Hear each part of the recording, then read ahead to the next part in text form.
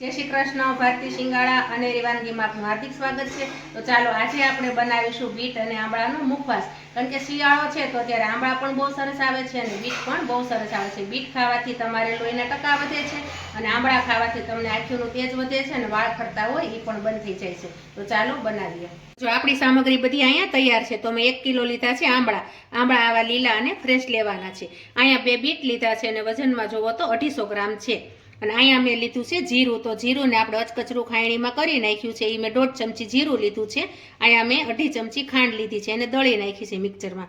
અહીંયા મેં 1.5 ચમચી ચાટ મસાલો લીધો છે। મીઠું લીધું છે તો મીઠું આપણે સ્વાદ પ્રમાણે લેવાનું છે। 1 ચમચી મેં મરી લીધા છે કાળા, એને દળી નાખ્યા છે। સંચળ લીધું છે એ 1 ચમચી લીધી છે મોટી। અને અહીંયા મેં વરિયાળી લીધી છે તો એને અચકચરી કરી નાખી છે અને 3 ચમચી વરિયાળી છે। અહીંયા મેં 1.5 લીંબુ લીધું છે। તો આટલી આપણી સામગ્રી તૈયાર છે। હવે આપણે આંબળાને ખમણવાના છે। તો આંબળાને ખમણવાના છે તો અહીંયા એક વાસણ લેવાનું છે આપણે વ્યવસ્થિત ખમાય એવું, અને આપણે આમાં મોટી આવી ખમણી હોય એમાં ખમણવાનું છે। આ ઝીણી ખમણીમાં નથી ખમણવાનું। ઝીણી ખમણીમાં ખમણશો તો એ આંબળા સુકાશે તો એકદમ ભૂકો થઈ જશે। એટલે આ મોટી ખમણીમાં જ ખમણવાનું છે, એટલે એની છે ને કાતરી લાંબી થાય અને આ રીતે ખમણવાનું છે। આ રીતે બધા આંબળાને ખમણી નાખવાના છે આપણે। અને શિયાળો છે તો ત્યારે આંબળા બહુ મસ્ત આવતા હોય, બીટ પણ બહુ સરસ આવે છે। તો આનો મુખવાસ કરો તો તમારે આખું વરસ વતનાને સ્ટોર કરીને રાખી શકો। અને જમીને તમે 1-1 ચમચી આ મુખવાસ રોજ 2-3 ટાઈમ ખાઓ તો તમને આનાથી પાચન શક્તિ પણ બહુ સારી થાય છે અને બધું ગમે તેવું ખાતું હોય પાચન પણ થઈ જાય છે। તો જો આ રીતે આપણે આંબળા ઘસી નાખવાના છે, એના બી આવે એને કાઢી નાખવાનું છે। તો આવી જ રીતે બધા આંબળાને ખમણી નાખવાના છે। અને પછી આંબળા ખમણાઈ જાય પછી એમાં આપણે જે બીટ લીધા છે એને આપણે છાલ કાઢી અને બીટને પણ આવી રીતે લાંબી લાંબી કાતરીમાં ખમણી નાખવાનું છે। તો જો આપણું આવું ખમણ થશે। તો આવું એકદમ લાંબુ અને સરસ ખમણ કરવાનું છે। તો બધા આંબળાના આ રીતે હું ખમણી નાખું। મસ્ત રીતે અહીંયા આંબળા અને બીટ ખમણાઈ ગયું છે, બહુ મસ્ત રીતે ખમણાઈ ગયું છે। તો હવે આપણે એમાં મસાલો કરવાનો છે। તો જે આપણે જે વસ્તુ લીધી છે તો આ જીરું હતું ખાંડેલું, જીરું લેશું। ત્યાર પછી આ સંચળ પાવડર હતો, આ વરિયાળી છે, આપણે ચાટ મસાલો લીધો તો એ। હવે મીઠું, તો મીઠું તમારે જરૂર પ્રમાણે તમે નાખજો, કારણ કે જેટલું ખારું ખાતા હોય એ પ્રમાણે। અને અહીંયા આપણે આ દળેલી ખાંડ લીધી હતી। તો ખાંડ એ તમારે જે રીતે ગળપણ ખાતા હોય એ રીતે નાખજો। પહેલાં થોડીક નાખજો, ઓછી લાગે તો વધુ નાખજો। આપણે કાળા મરી પાવડર। હવે આપણે લીંબુ નાખવાનું છે। તો લીંબુ તો તમારે ખાસ કરીને એડ કરજો, કારણ કે લીંબુ હશે તો ખાટો મીઠો મુખવાસ બહુ મસ્ત લાગશે। કારણ કે ગળપણ છે એટલે ખટાશ પણ જોઈએ જ તે એમાં।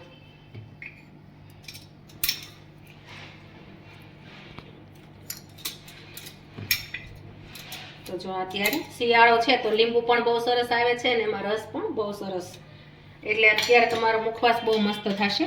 તો હવે આપણે આને મિક્સ કરવાનો છે।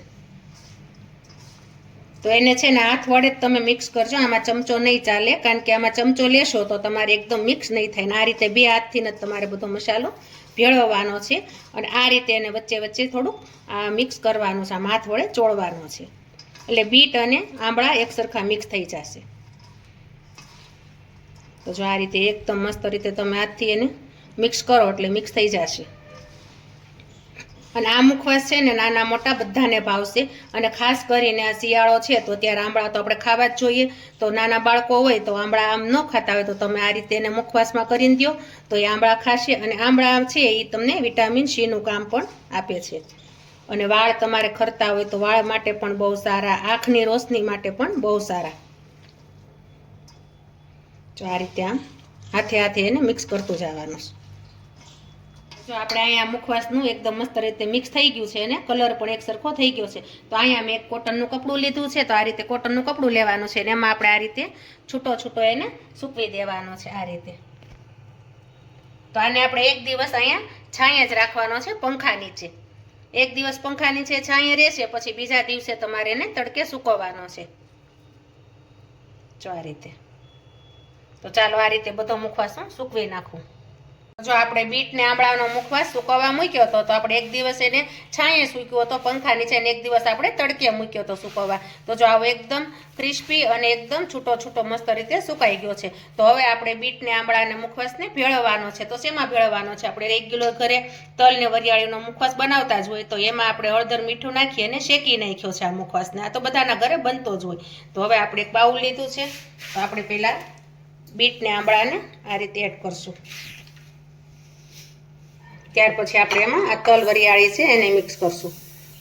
થોડું થોડું આ રીતે મિક્સ કરતા જાજો, એટલે તમને ખબર પડે કે તમારે તલ વરિયાળી કેટલા રાખવા અને આંબળાને બીટ કેટલું રાખવું. તો શિયાળો છે તો અત્યારે આંબળાએ બહુ સરસ આવે છે અને બીટે બહુ મસ્ત આવે છે. તો આ મુખવાસ કરો તો બહુ મસ્ત લાગે અને નાના મોટા સૌને ભાવે, અને આનાથી તમને પાચન પણ થઈ જાય. તો જો આપણે આ રીતે મિક્સ કરી નાખ્યો છે અને આપણે આંબળા અને બીટ તલ ને વરિયાળીનો મુખવાસ તૈયાર છે. તો જો આવી જ રીતે આપણે મુખવાસ બનાવવાનો છે. તો જો આપણો આ બીટ આંબળાનો મુખવાસ તૈયાર છે. તો તમે જરૂરથી મારી રેસીપી ટ્રાય કરજો, વિડીયોને લાઈક કરજો, શેર કરજો, સબસ્ક્રાઇબ કરજો. જય શ્રી